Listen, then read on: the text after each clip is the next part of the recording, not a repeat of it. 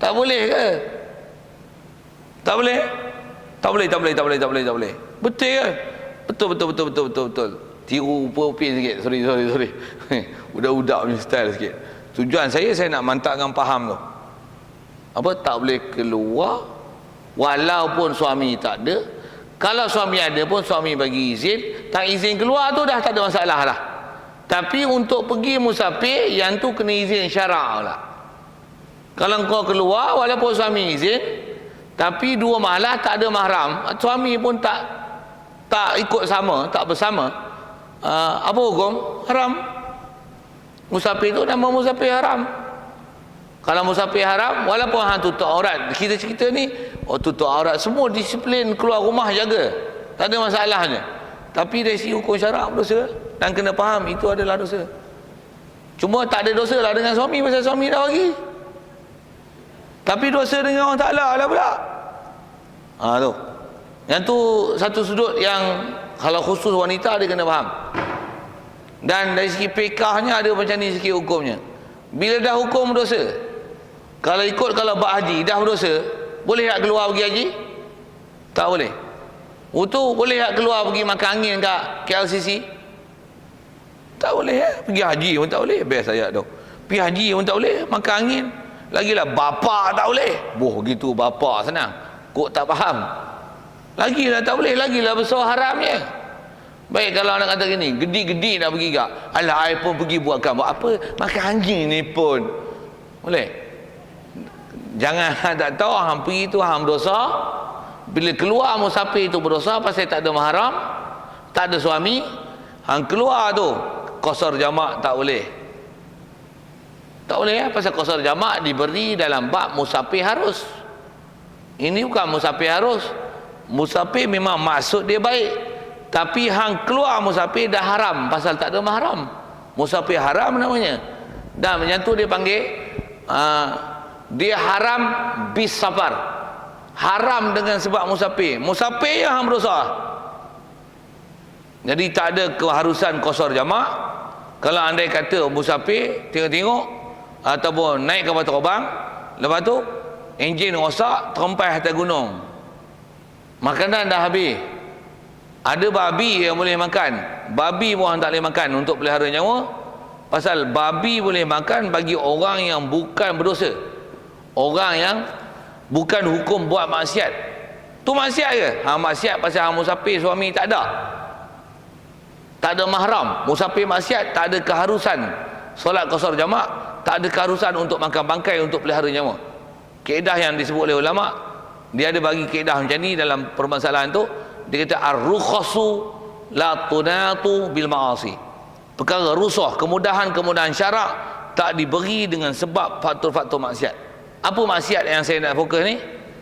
Perempuan keluar rumah walaupun suami izin, kalau cerita masalah izin suami, tapi dia keluar dengan tidak menepati kawaid syarak bersama dengan dia mahram ataupun siapa yang sepatutnya occupy dia. Siapa yang nak menyertai dia, yang mengiringi dia, yang sepatutnya bersama dengan dia. Yang tu tak ada untuk meluluhkan syarak. Jadi musafir itu adalah musafir haram, dah berdosa. Itu status hukum yang zaman lah ni banyak orang tak belajar dan orang tak tahu bahawa itu adalah salah.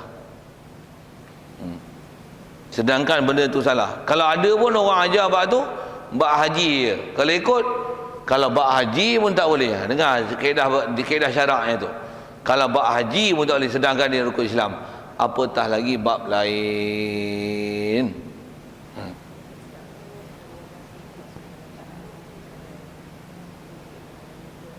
Yang urusan yang outstation.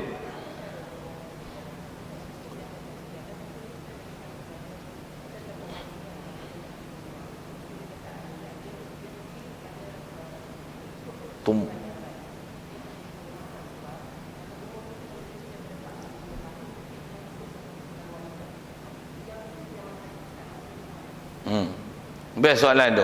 Soalan ditanya adalah tentang hukum itu dan dengan tugasan yang ada. Tambah pula sad, mesyuarat, macam-macam lah istilahnya, kena outstation. Nak pergi pula jauh-jauh, kadang-kadang dengan kereta, kadang dengan kapal terbang, kan? Dari segi hukumnya, yang mana yang haram, haram lah. Langgar, kena mengaku dosa, minta lah maaf, nak kata apa. Dan sepatutnya kalau sebut tugasan, sepatutnya itu bukan tugas orang perempuan, itu tugas orang jantan. Itu dah diberi juga, dah itu awak punya career. Terus kalau nak teruskan, kena fahamlah benda tu salah ialah salah, yang berdosa ialah berdosa. Kalau ada option lain esok, boleh sama ada ambil bahagian yang tak keluar punya ke ambil yang tak keluar punya. Macam mana pun nak sebut, kalau terpaksa langgar, disebab kata tak ada siapa yang mengiringi kita, kena fahamlah kita buat dalam keadaan berdosa. Ingatlah Allah Ta'ala banyak-banyak, mintalah ampun kepada Allah di atas apa yang kita terpaksa buat yang tak menepati dengan prosedur syarak. Itu asal hukum yang saya sebut masalah tugas. Okey. Kalau isu umrah tu, yang tabung haji, yang ni sikit tabung haji ni, jaga nak sebut sikit. Tabung haji, kalau ikut nak sebut dari sisi hukum, sebut hukum fakta tu. Kalau haji pun tak boleh orang perempuan pergi sama ada umur 45 ke atas ataupun ke bawah. Soal, umrah lagi tak? Kalau ikut hukum tak boleh. Memang saya nak sebut tu best. Kalau haji pun tak boleh, umrah lagi tak boleh. Saya umrah sunat. Umrah kita bicara pun umrah sunat lah kan. Umrah yang wajib yang buat bersama dengan haji itu, pasal haji tak dapat tidak masih bersama dengan dia ada umrah. Itu yang nama tamattu', ifrad, qiran dan sebagainya. Ada pun semata-mata umrah ni itu umrah sunat. Kalau haji pun tak boleh, umrah lagi tak boleh. Baik. Jadi tabung haji duk bagi ataupun syarikat-syarikat travel and tours ni yang dia tolong uruskan visa kita untuk boleh keluar, dapatkan visa dan sebagainya daripada Arab Saudi. Jangan tak tahu dengar saya sebut. Tang dia orang punya ayat tu satu hal. Dan sebenarnya keizinan dia boleh pergi ke sana tu adalah disebabkan dia menipu. Pasal Arab Saudi dia memang tegas bab ni. Bab mahram ni Arab Saudi sangat tegas. Terutama orang perempuan, kalau nak dapatkan visa, mesti dia akan tanya siapa dia punya mahram ataupun adakah bersama dia suami. Mesti Arab Saudi dia memang buat peraturan ketat tu. Saya ada beberapa sahabat saya yang memang menguruskan bab ni, kata dia memang Arab Saudi dia sangat ketat. Ketat pula, sangat ketat gila punya bab tu. Sikit saya sebut lagi tengok dengar saya nak sebut tentang ketat. Arab Saudi dia memang ketat dari sudut tu. Dan antara ketat dia, tu saya nak tanya kalau kata kau ibu pernah pergi umrah ke pernah haji, saya nak tanya gini, pernah tak tengok orang perempuan Arab Saudi bawa kereta? Pernah tengok? Mengikut kaedah fatwa-fatwa ulama Arab Saudi, orang perempuan haram bawa kereta. Tambah bawa kereta haram seorang-seorang. Itu bukan haram, itu haram jadah. Jadah tu saya punya bahasa. Pasal bawa kereta seorang. Dah lah bawa kereta, dia bawa kereta seorang.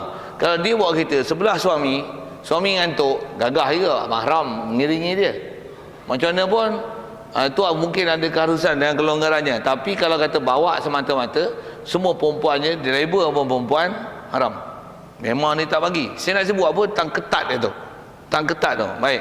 Jadi yang syarikat penerbangan dan umrah apa dan sebagainya ni, biasanya dia beri orang perempuan yang Malaysia punya untuk pergi umrah, biasanya dia menipu fakta siapa mahram. Yang ni perempuan syarikat tu cerita saya. Terpaksa kami tahulah ustaz nak buat kerja ke mana, tak apa. Okey, yang tu sama demo punya. Baik, jadi tabung haji kalau dia kata boleh, pasal ada rombongan perempuan yang ramai bersama dengan naik kapal terbang tu, itu adalah satu hukum yang salah yang telah mereka keluarkan. Sama ada tabung haji ataupun tak tabung haji.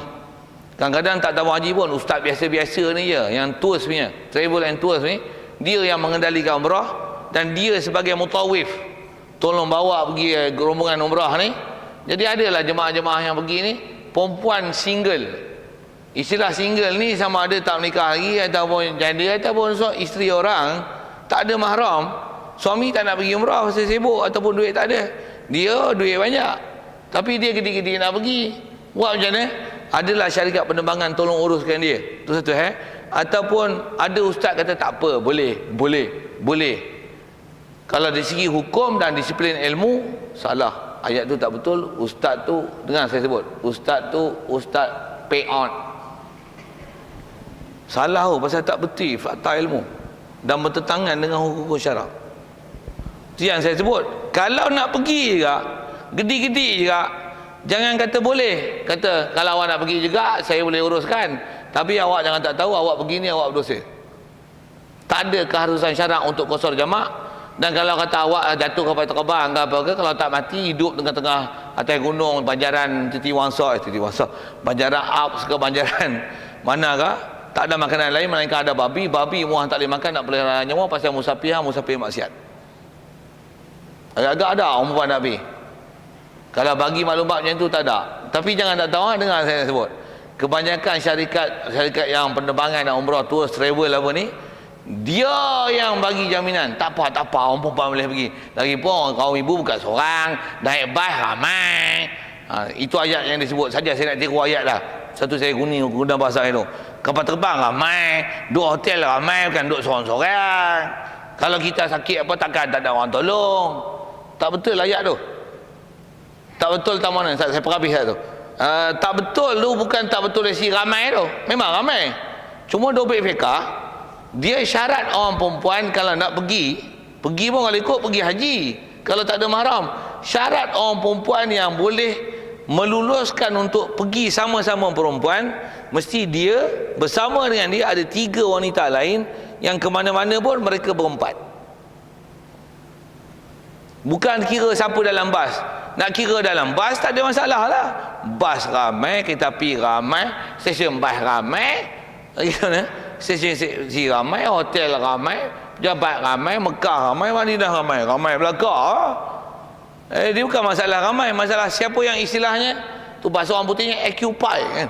Betul kan? Tak tahu. Siapa accompany, siapa yang accompany dia. Maksudnya kalau dia sakit, memang orang ni akan tanggungjawab, take care dia. Kalau dia seorang masih ada 3 lagi, 4. Mana-mana pergi 4 ni. Kalau naik bas, cedera, memanglah ada orang tengok muka, siapa ni? Tengok IC, tu belah. Kalau siapa peduli, memang ramai. Tapi siapa yang accompany dia? Sedap. Bukan accompany dia, siapa yang mengiringi dia tu. Itu syarat baru boleh ada kelonggaran untuk pergi. Tu pun kalau ikut masyhur fiqah, apa dia? Bab benda wajib sahaja. Sunat tak boleh. Wanita dia ada hukum tu dalam syarak.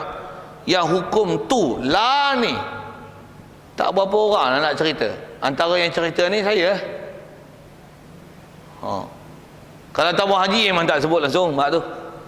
Kalau ada pun bab haji ada sebut. Kalau bab umrah tu kan saya dengar saya sebut. Kalau bab umrah tak ada, bahkan dia bagi lesen lagi. Kawan ibu selalunya dia tanya umur berapa? 50. Boleh pergi. Kami tahu nak urus ke mana. 60 boleh. Saya tak tahu peraturan tu, tapi kalau asal hukum dalam kitab macam tu. Kalau ikut lagi umur 45, 50, 60 lagi tak boleh. Siapa?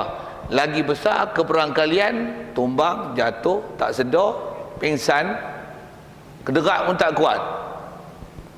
Umur 30, 20 kuat kederat. Tu pun tak boleh pergi. 60 takkan boleh pergi. Siapa pula nanti tak bersama dengan dia? Yang pergi pun semua yang ni pingsan, ni 4 serangkai, ni 10 serangkai. Pingsan semua. Sikit saya sebut pergi gitu, nak momok kan benda tu salah. Pasal tu saya sebut itu. Jadi yang ni ialah peraturan-peraturan yang kalau dalam bab asal kita bicara ni, sekalipun suami izin pergi, izin dari si keluar rumah, itu hak dia. Tapi izin untuk bermusafir itu hak Allah. Begitu juga kalau saya bandingkan di situ hak aurat. Suami dikata macam ni, isteri tanya suami, Ling, ni nak pakai tudung ke tak pakai tudung? Suami kata apa? Suami bengong. You pakai tudung pun tak apa, tak pakai tudung pun tak apa. Lesen ni dah bagi kan. Sikit, boleh ke keluar rumah tak pakai tudung? Dalam rumah tak ada masalah lah, tak pakai tudung. Dalam rumah, luar rumah tak pakai tudung boleh? Boleh tak bagi ayat macam ni? Suami bagi? Ya. Kenapa pula? Okey. Musafir boleh tak keluar seorang-seorang? Jauh, pergi Mekah, umrah lagi tu. Boleh tak? Tu suami bagi? Hak Allah bab musafir. Hak suami keluar rumah. Jadi jangan campur, jangan terkacau situ dari segi fakta hukum keizinan daripada siapa boleh. Jadi sekali lagi balik pada hukum, kalau tugasan apa dan sebagainya, atas kaedah saya duk ngaji tutup guru sebut pun macam ni lah. Benda yang salah tu terpaksa mengaku salah. Ngaku je lah. Dan tak boleh qasar jamak apa. Tak boleh qasar jamak macam tunai lah. Dan dalam hati jangan, kalau boleh sentiasa lain orang Ta'ala dan minta ampun lah macam, ya Allah terpaksa lah buat kerja ni, buat ke mana. Dah tugas. Allah, tugas pula. Bos pun punya bodoh, tak tahu ke aku orang perempuan, tak tahu hukum syarak ke. Tanya-tanya memang bodoh pun, bos pun tak kerti. Tu bos jabatan pula, tanya jabatan kementerian ni pun bodoh, tak kerti kena atok ni yang boleh tak boleh. Awak dia bagi orang perempuan keluar jauh-jauh, tak tahu. Dia orang tak kerti hukum lah, pergi tanya no. Agak-agak jawapan macam mana? Sama agak. Memang dia orang tak kerti dan bodoh dalam bab hukum tu. Satu dia orang atur macam tu punya sistem. Satu kalau dia orang atur sistem betul macam mana, mesti dia atur mengikut Islamik. Macam mana Brunei. Skup pergilah Brunei. Brunei telah buat bank Islam yang tak ada riba. You hutang 10,000 bayar 10,000. Even you tangguh berapa bulan tak bayar, 10,000 tak tambah. Tak ada bank dalam dunia buat itu. Bank Brunei buat. Bank Brunei buat. Apa saya nak sebut tu, kalau orang tahu pengurusan dia akan urus betul. Tapi tengoklah kita punya yang takap pengurusan di Malaysia ni, setakat yang saya tahu lah, tambah istilahnya jabatan yang kerajaan punya. Kalau tak kerajaan pun, kalau swasta, biasanya dia tak fikir langsung bab masalah mahram tak mahram, keluar tak keluar, siapa yang nak and company dia, tak ada bincang langsung. Tapi kalau yang tak tahu, kita pergi Mekah dia akan tanya. Pergi Mekah tanya, pergi Amerika dia tanya. Yang dia tanya siapa yang company kalau bawa budak, siapa yang company dia. Kalau ikut budak-budak dari segi hukum syarak, orang perempuan sama, siapa yang company kan perempuan ini, siapa dia, siapa nak bersama dengan dia, yang iringi dia. Tak ada, tak boleh masuk. Kalau ikut peraturan syarak macam tu. Tapi kita semua tak, banyak benda yang tak berdasarkan hukum syarak. Itu jadi masalah. Dan kita pula tak belajar pula. Ni baru nak belajar. Mulalah terkapai-kapai cari masalah. Dan tak selesaikan masalah. Macam mana pun saya dah sebut sekali lalu tadi, macam mana nak menyelesaikan masalah tersebut. Saya sebut tu contoh musafir je. Apatah lagi kes macam ni. Kita duk bertugas. Memang tugas kita pun saat keluar sana keluar sini. Tengok suami mati, minta maaf bukan doa tau, tapi saya nak sebut hukum. Suami mati, perempuan kena edah. Kena edah lagi ketat undang-undang. Apa? Jawab. Hias memang tak boleh. Tak boleh pakai baju-baju biasa, pakai yang nama melawar ni. Kena pakai istilahnya pakaian berkabung. Berkabung apa? Putih semua, hitam semua. Putih pun tak boleh putih shining. Putih melawar tak boleh. Putih tu renda-renda, comel-comel tak boleh. Dia tak boleh istilahnya tazyin. Cincin kena cabut, rantai kena buka, subang-subang semua kena buka. Pasal apa? Tak boleh. Orang perempuan mati, suami mati, dia kena edah. Dan edah dia kena tinggalkan apa-apa perhiasan. Sama ada perhiasan barang kemas ataupun pakaian perhiasan, itu yang dia kena berkabung. Emah putih semua ataupun hitam semua, ataupun istilahnya dia pakai pakaian yang pakaian pesam tu, ataupun pakaian tu dah kusam tu kumah aja. Pakaian yang selalunya pakai di rumah, pakai buruk-buruk, bukan melawar. Sekalipun kain batik, dia tak boleh kain batik yang kain batik pergi kenuri, itu tak boleh. Dia kain batik yang biasa pakai kain batik, itu boleh pakai. Nak cerita apa ni? Cerita bab kematian suami, dia kena edah. Itu bab pakaian. Boleh tak pergi kenuri orang sebelah rumah? Sebelah rumah tak boleh pergi. Tak boleh pergi. Majlis ilmu, tengok majlis ilmu apa? Dia ajar apa? Ajar taranum tak boleh pergi. Fardu ain boleh. Ajar apa? Ajar masak nasi mandi, tak boleh pergi. Ajar bab haid pergi. Ajar bab akidah pergi. Tu boleh pergi. Boleh keluar rumah. Tapi macam mana pun bermalam mesti berbalik malam. Rumah dia edah mana. Waktu 3 hari cuti, seminggu cuti, hari ke-8 kena masuk kerja. Macam mana tu? Kerja pula bukan duk canda ni. Biung. Kuala Kangsar. Kuala Kangsar sih canda. Sorry. Ipoh. Tu Johor Bahru, Sarawak, Biung, Sydney, Biung, Amerika, Biung, Taiwan, Hong Kong, New York, Paris, London. Contoh. Kalau tak sampai tera tu pun Sungai Siput, Pegalan Hulu, Lenggung. Macam mana tu? Kalau tak edah pun tak boleh. Edah bukan haram jadah. Maksud jadah tu haram gila punya. Sepatutnya kalau kaedah hukum syarak, jabatan dia kena faham macam ni lah. Macam mana isu wanita bersalin bagi cuti munasabah bersalin, dia kena bagi cuti munasabah dari segi hukum syarak, kena edah 4 bulan 10 hari. Tu kena hantar surat memorandum, hantar pada pemerintah. Hukum syarak yang mesti dijaga dan dipelihara oleh pemerintah yang nak melaksanakan Islam dan mendaulatkan Islam, khas untuk hak wanita-wanita Islam yang kematian suami. Bukan semua orang mati suami pun, tapi sepatutnya ini keistimewaan yang diberi di atas kedukacitaan dia, di atas suami yang meninggal, dan hukum syarak dia kena jaga dengan dia beredah. Sekalipun katalah suami mati itu lega, suami mati dia tak bersedih pun suami mati. Pasal suami ni suami biawak hidup. Pergi pasal itu saya tak tahu suami siapa, tapi saya bagi contoh tu. Sekalipun hak dia beri hak edah. Macam yang kita sebut ni, haid, sakit, hak gila dia bagi hak gila. Tu. Ni kalau kita bincang hukum syarak, ada peraturan macam tu lah. Sikit lagi kalau saya sebut ini, Zamalah ni kalau baca kitab macam ni, nanti ada ustaz yang macam ni, ustaz kepala otak sengit ni. Saya guna kepala otak sengit ni. Ustaz ni keras sangat, ustaz pondok memang macam tu, ketat nak mampu.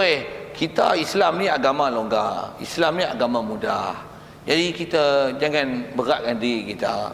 Allah Ta'ala berikan agama Islam ni bukan agama yang payahkan. Kalau itu dah susah, ada ustaz kepala otak sengit yang akan cakap macam tu. Jadi dia gunakan isu mudah itu untuk melepas dan membebaskan kita daripada tamatan-tamatan syarak yang kalau ikut itu adalah peraturan syarak. Dia memang istilahnya Islam ni mudah, tapi mudah bukan ikut selera kepala otak hang. Dia mudah mengikut kaedah syarak. Tu. Yang tu lagi betul. Pasal zaman ni ramai ustaz-ustaz yang kontemporari mensyarahkan mudah ikut kepala otak dia. Dia tak mensyarahkan mudah mengikut hukum syarak. Sikit kalau saya sebut penutup di sini tentang mudah mengikut hukum syarak tu macam mana. Kalau ada bulan puasa itu kan ada isu babi sikit kan. Kalau ikut hukum syarak macam mana? Dah nama pun gelatin babi. Babi ialah babi. Walaupun gelatin babi dah jadi kapsul, nama gelatin, dah gelatin daripada babi, babi lah weh. Tapi ada yang kepala otak sengit, dia kata apa? Kalau dah ubah rupa jadi gelatin, dah tak babi dah, pasal dia kapsul. Lagipun kata dia pasal lah ni nak elak, payah dah, jadi tak dapat tidak makan jugalah walaupun sikit. Jadi kita dimaaf pasal kapasiti babi yang ada kandungan itu adalah sikit, hanya berapa persen saja. Ada ustaz kepala otak sengit yang mengajar hukum syarak mudah dengan dasar dan kaedah macam ni. Pening kalau saya kata pening. Kaedah dia macam mana? Hang nak terkedarah babi, hang makan tapi jangan bagi keluar hukum tu. Hang lapar sangat nak makan McDonald, Kentucky, nak makan babi, hang makan tapi hang kata haram. Jangan sampai hang buka pintu untuk bagi orang buat benda haram. Sikitlah saya sebut tu bahasa orang pondok kasak gitu. Macam mana pun nak sebut, asal kita bicara ni, tentulah asalnya bicara kita dok sebut tu tak masalah keluar rumah dengan tiada izin suami. Jadi kalau ikut kita baru sebut bab derhaka dan nusyuz tu, bab tu cuma saya panjangkan bab musafir sikit. Pasal itu adalah hukum yang kena belajar, dan kalau kita tak tengok dengan teliti dengan apa telah bahas ulama, kita akan ambil mudah. Sedangkan bab tu bab ketat tu dalam syarat. Saya kata ketat pasal Kalau tengok dalam hadis-hadis yang Rasulullah pernah sebut, bab orang perempuan musafir, hadis larangan orang perempuan musafir seorang diri tanpa mahram ataupun suami, hadis-hadis tersebut sangat kuat. Dan haram itu adalah dosa besar, bukan dosa kecil. Itu kot. Jadi apa-apa sekeliling kita yang kita terpaksa buat, saya sebut dengan kaedah tadi lah, tak pasalah mengaku yang salah ialah salah, mengaku ialah berdosa, iktiraf ialah ke Allah Ta'ala. Kalau boleh azam tak nak buat lagi, duduk dalam tugas, tiap-tiap orang bagi, carilah kalau boleh ada alasan yang boleh diberi supaya kaedah orang perempuan keluar daripada kawasan kita untuk melakukan sesuatu tugasan tu diberi kepada orang lain, tak beri pada kita. Kalau beri, minta syarat perlepasan bersama dengan anak ataupun suami untuk dapat status mahram itu. Itu kaedah menyelesaikan asal syarat. Wallahu a'lam. Insya-Allah kita sambung nanti, dan dia kata tiada membuka baginya akan pintu. Sama itu. Insya-Allah. A'udzubillahi minasyaitonir rajim. Bismillahirrahmanirrahim. Allahumma nawwir qulubana min nuri hidayatika kama nawwartal arda min nuri syamsika wa abada bi rahmatika ya arhamar rahimin. Warzuqna fahman nabiyyin wa hifdzal mursalin wa ilhamal malaikatil muqarrabin wa sallim tasliman ala jamil anbiya'i wal mursalin walhamdulillahi rabbil alamin. Assalamualaikum warahmatullahi wabarakatuh.